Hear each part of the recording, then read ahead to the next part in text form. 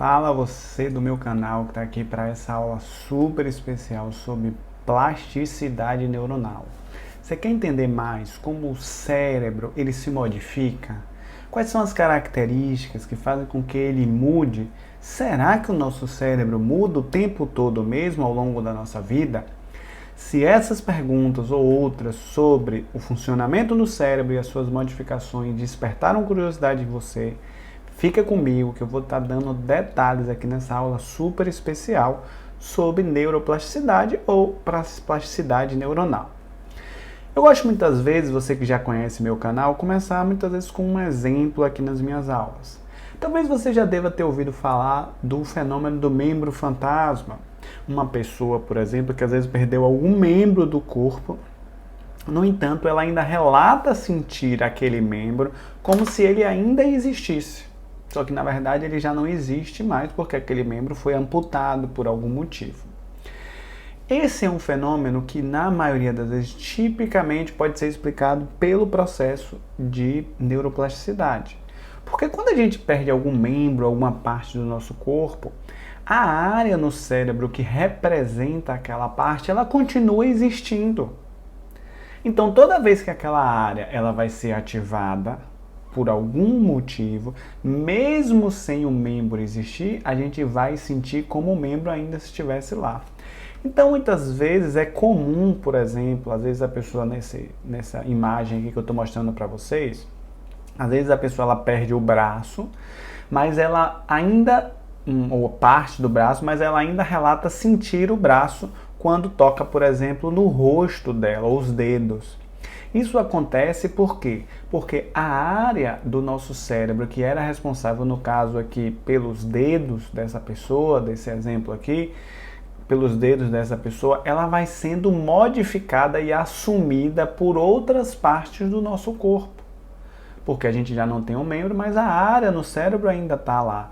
E aí, como ela não vai ser mais ativada porque a gente não tem aquele membro, outras áreas do cérebro começam a tomar conta daquele fenômeno.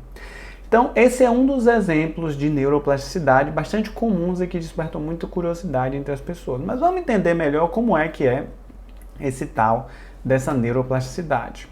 Um outro exemplo muito comum, talvez aqui de uma maneira mais nítida para você, é um indivíduo que ainda relata sentir o membro mesmo depois que ele amputou. Então veja só aqui, ó. Vamos supor que aqui a gente tem as mãos de um macaco e aqui você tem a representação de cada dedo. Aqui seria o cérebro.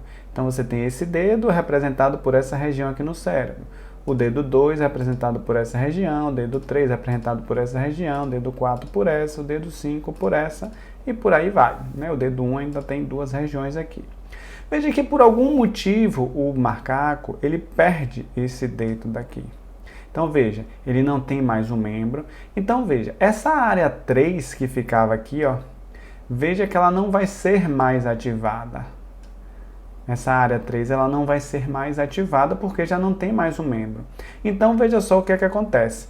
Essas áreas do lado aqui, como as áreas 4 e a área 2, que são o dedo 4 e o dedo 2, eles começam a tomar conta dessa área do cérebro.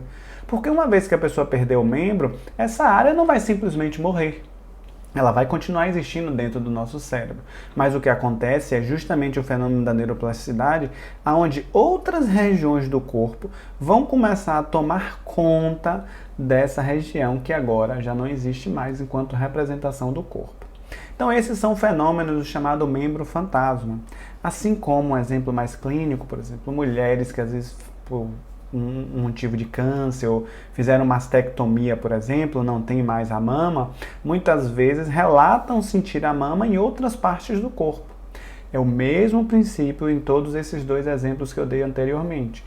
O indivíduo já não tem mais aquela parte do corpo e aí outras áreas começam a tomar conta do ponto de vista do cérebro daquela área que já não existe mais. E aí eu começo a sentir a minha mama, as mulheres, por exemplo, começam a sentir a mama em outros lugares que agora já foram tomando conta dessa região que agora foi amputada.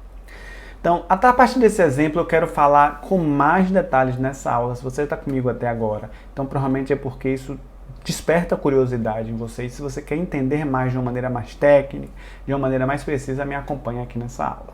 Então, vamos lá. Aqui eu trago então a definição do que é essa plasticidade neuronal. E veja que é uma definição bem ampla, que é a propriedade do sistema nervoso de alterar a sua função ou a sua estrutura. É isso mesmo, o nosso cérebro está o tempo todo se modificando, seja em termos de organização, como ele vai funcionar, seja em termos da estrutura, da quantidade de neurônios, se vai ter mais neurônios, se vai ter menos neurônio, o formato daquele neurônio. O tempo todo o nosso sistema nervoso, e aí eu dou uma ênfase principalmente no nosso cérebro, ele está se modificando, tanto em termos de função como em estrutura.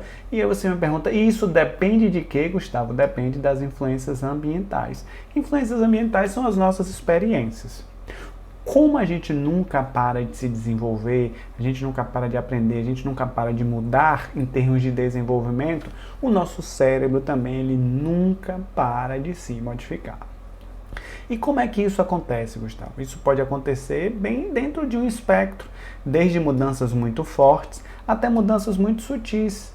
E isso vale também do ponto de vista da experiência. Se você passa por uma experiência muito forte, seja traumática, por exemplo, tem estudos que mostram, às vezes a pessoa passa por um transtorno do estresse pós-traumático, um acidente, um sequestro, algo muito forte.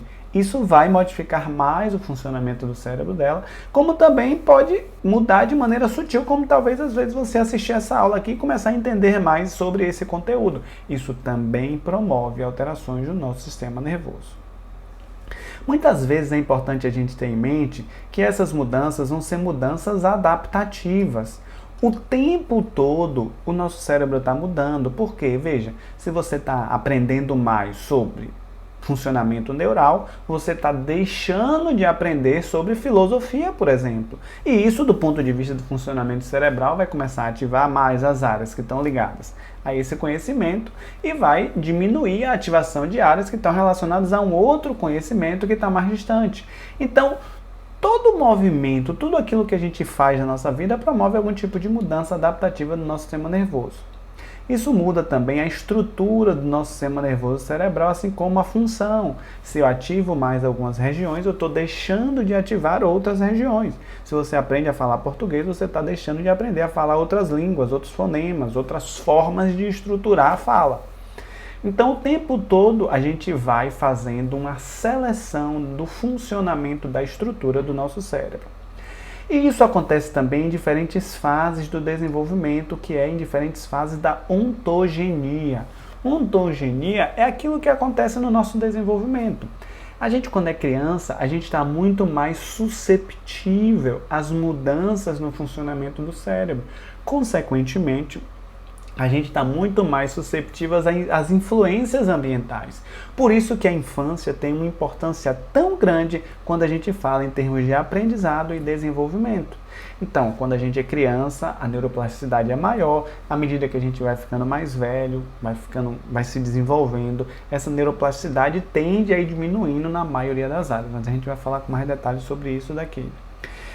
A neuroplasticidade também sempre vai ser o resultado das interações entre o ambiente interno e o ambiente externo. Por quê? Aquilo que você come, por exemplo, que você se alimenta, o seu estado emocional, isso tudo vai interferir algum tipo de bactéria, algum tipo de doença que você possa vir a ter.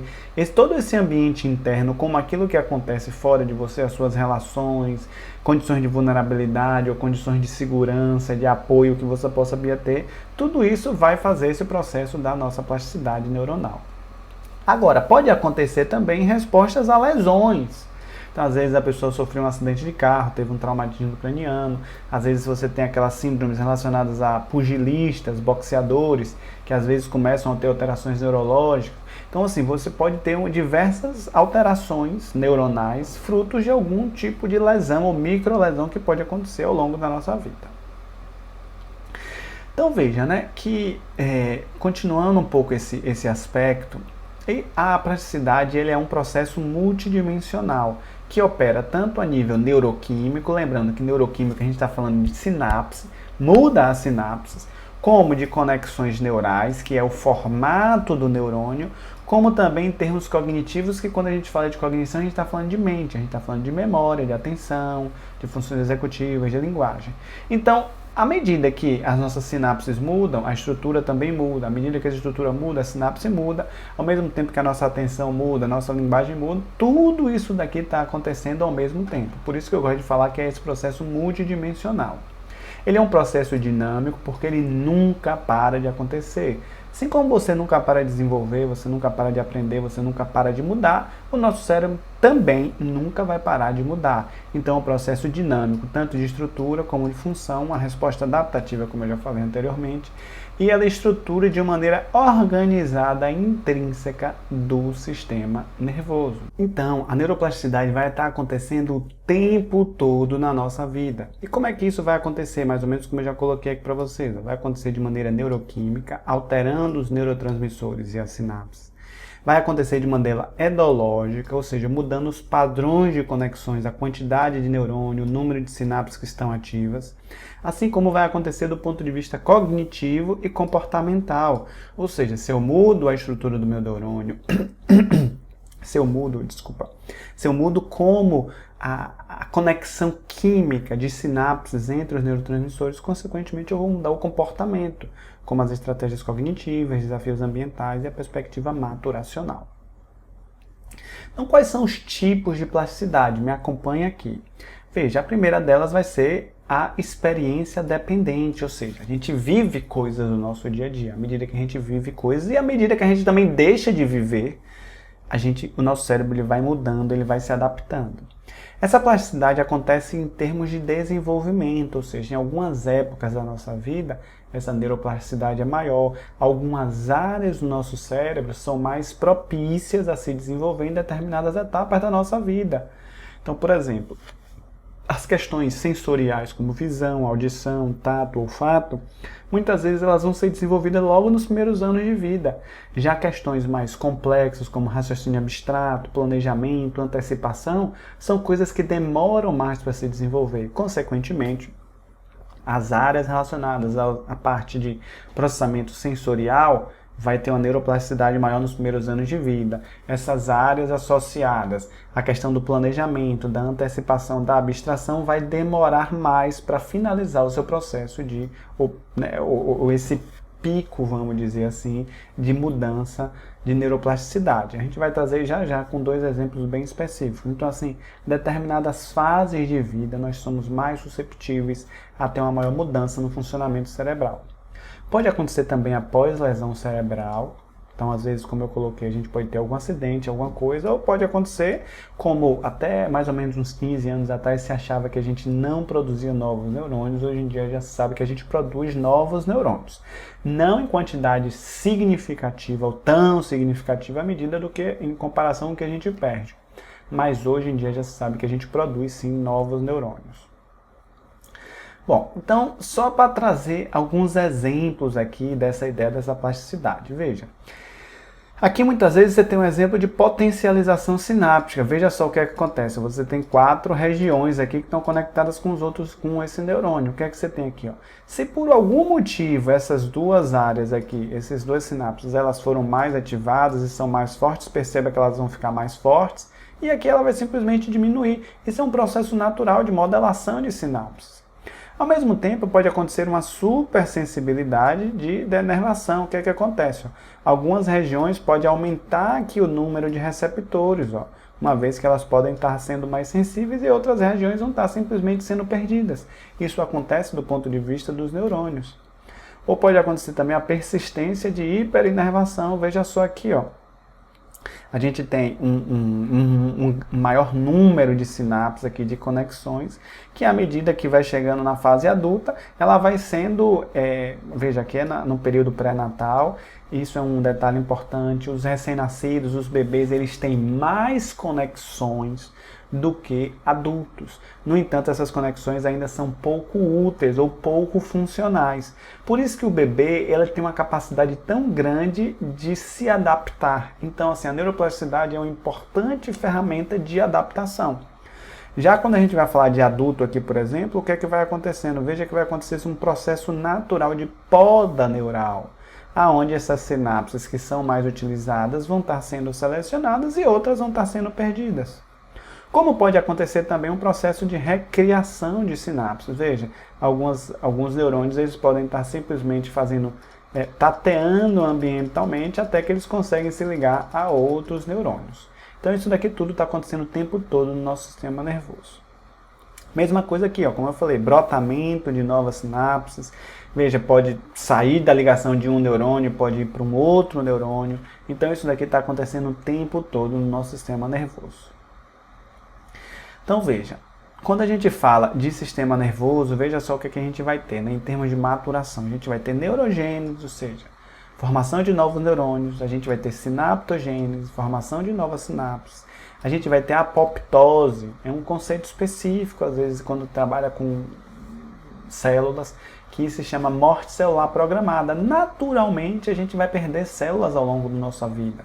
Os neurônios, como uma célula, também não vão ser diferentes. Então, é o chamado morte celular programada. A gente vai ter alguns neurônios que vão morrer na nossa vida. Inclusive, tem uma curiosidade que se estima que a gente perca um neurônio por segundo. Então, veja quantos neurônios você vai estar perdendo aqui assistindo essa aula, mas ao mesmo tempo você vai estar provavelmente ativando regiões e conexões em vários outros neurônios.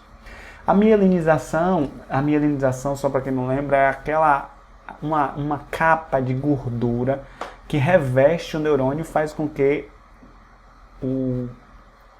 a transmissão do impulso nervoso dentro do neurônio fique mais rápido.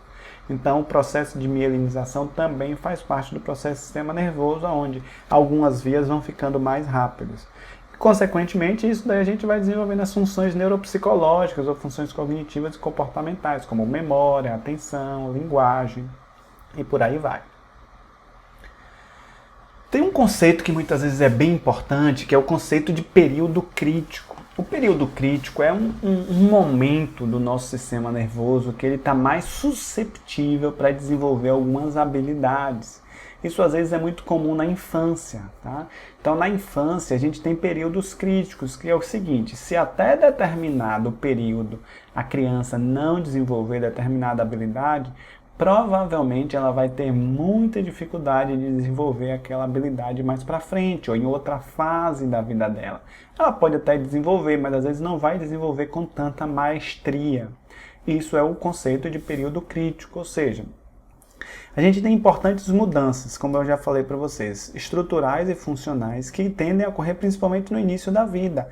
Lembrando que no início da vida é uma preparação, é um período de grande adaptação para que a gente possa saber e selecionar o que é que a gente vai precisar para poder viver, durante épocas limitadas de plasticidade, impulsionada por estímulos conhecidas como períodos críticos.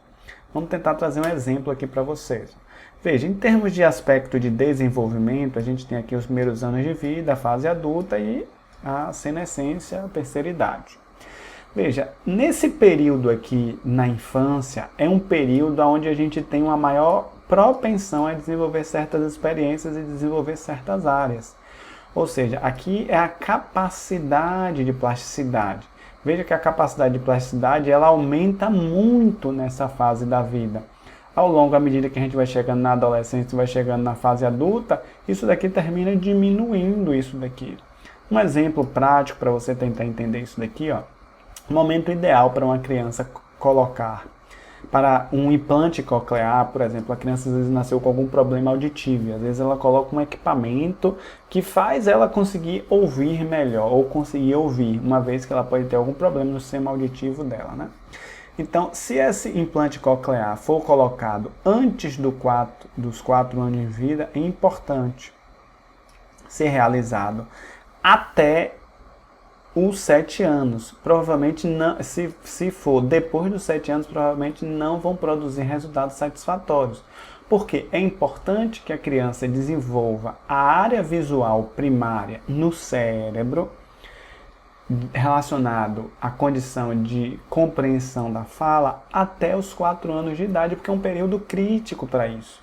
Se ela demorar muito em colocar o implante coclear somente aos 7, 8, 9, 10 anos, muitas vezes isso vai fazer com que aquela região não se desenvolva tão bem. Ele talvez pode ter algumas dificuldades de ouvir. Então esse daqui é um exemplo para a gente vendo como é que esse período crítico ele funciona e como muitas vezes vai estar presente na infância. Só como um detalhe aqui, ó, Às vezes, quando a gente vai desenvolver algumas doenças também, seja na fase da adulta, ou seja na terceira idade, isso também vai promover uma maior mudança no sistema nervoso, só que nesse caso aqui não seria uma mudança saudável em termos de funcionamento cerebral, como demência, esquizofrenia, transtorno bipolar, mas alguma coisa pode acontecer aqui na fase adulta que vai começar a fazer com que o nosso cérebro também esteja mudando. Mas em geral, o período crítico vai acontecer, período crítico mais adaptativo, mais saudável na fase da infância. Tentando trazer um outro exemplo aqui para você. Veja, aqui a gente tem 4 tipos de neurônios, são experimentos feitos, por exemplo, com ratos.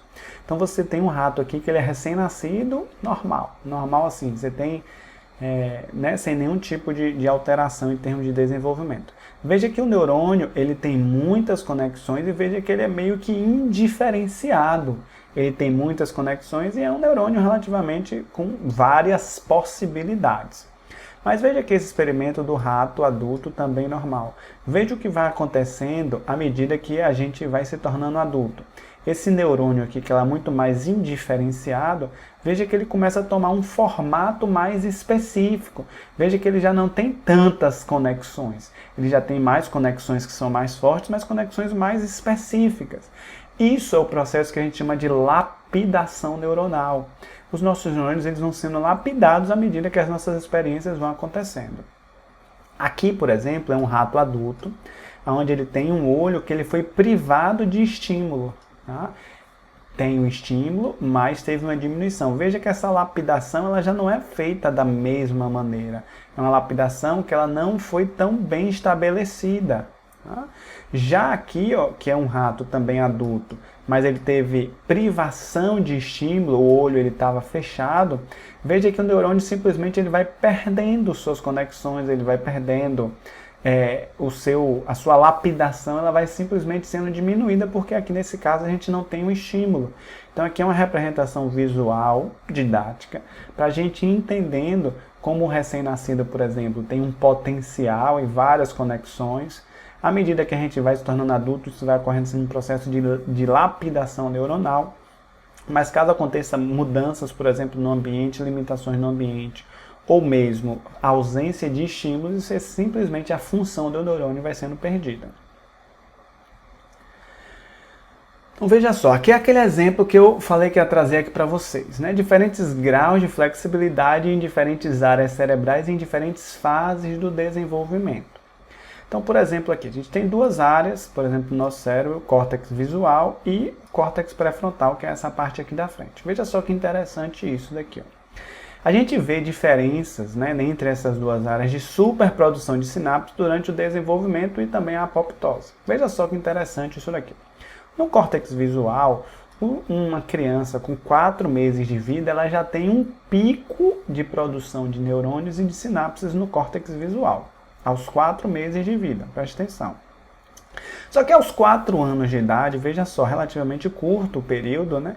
Ela já tem uma eliminação sináptica grande na região visual e ela já tem o mesmo padrão de um adulto. Ou seja, uma criança com 4 anos, do ponto de vista neuronal, ela já consegue enxergar em termos de capacidade sensorial visual a mesma coisa de um adulto. Já o córtex pré-frontal, não. O córtex pré-frontal ele tem um pico somente aos 3 anos de idade, em termos de conexões e em termos de quantidade de neurônios. Mas veja que ela só vai ter o mesmo padrão do adulto aos 20 anos de idade. Veja aqui, né, córtex visual, 4 meses de vida, finalização 4 anos. Córtex pré-frontal, pico 3 anos de idade, finalização 20 a 30 anos de idade. Então a gente vai vendo que como determinadas áreas vão tendo esse período crítico logo cedo e vai precisar de ter um estímulo, e outras, como o córtex pré-frontal, por exemplo, que vão demorar um pouco mais para poder ser compreendida. Veja, essa ontogênese, essa lapidação vai acontecendo em todas as etapas da nossa vida. Ontogênese é tudo aquilo que acontece no nosso desenvolvimento e a lapidação é essa mudança do neurônio que vai acontecendo. O que é que a gente vai ter aqui? A gente tem uma exuberância sináptica, principalmente aos 12 meses de vida.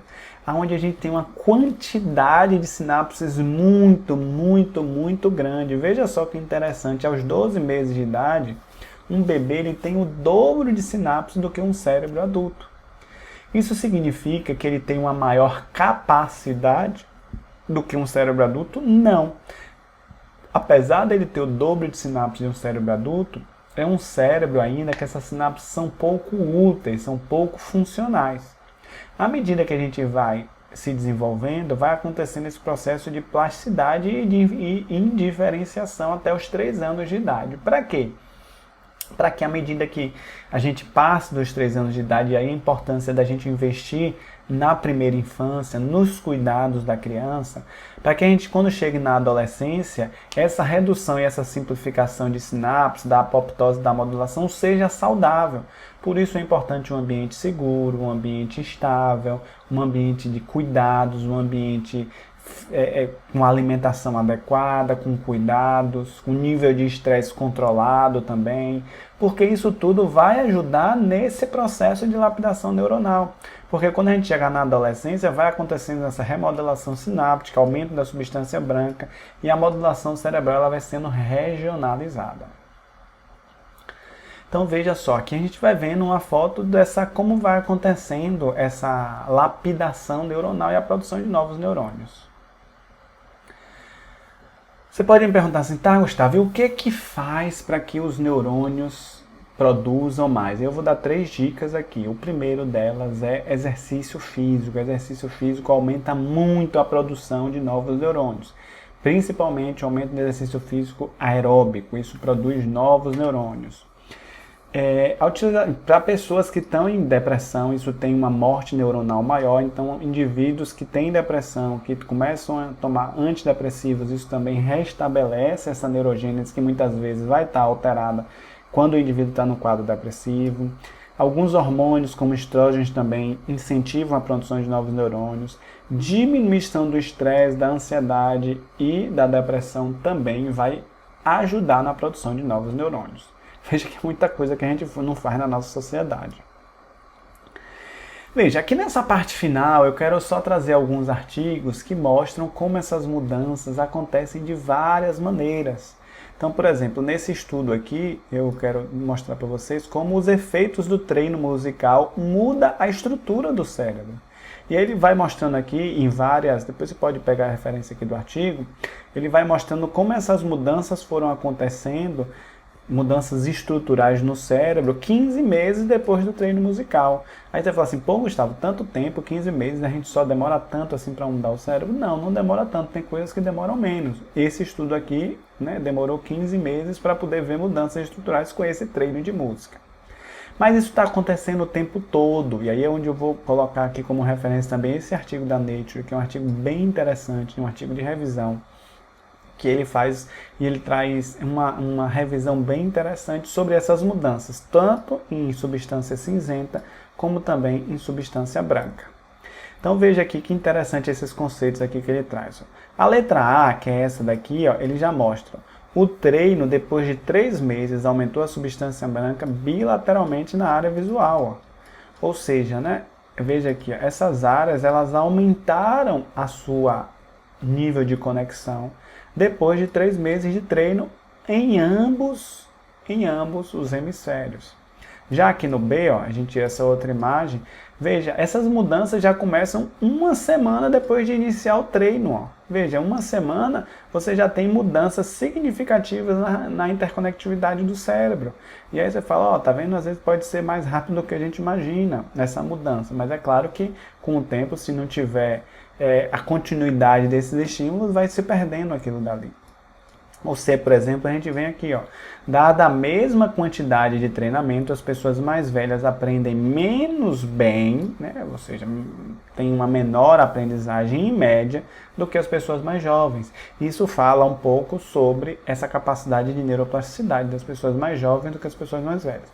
Isso não quer dizer, gente, que as pessoas mais velhas não aprendam.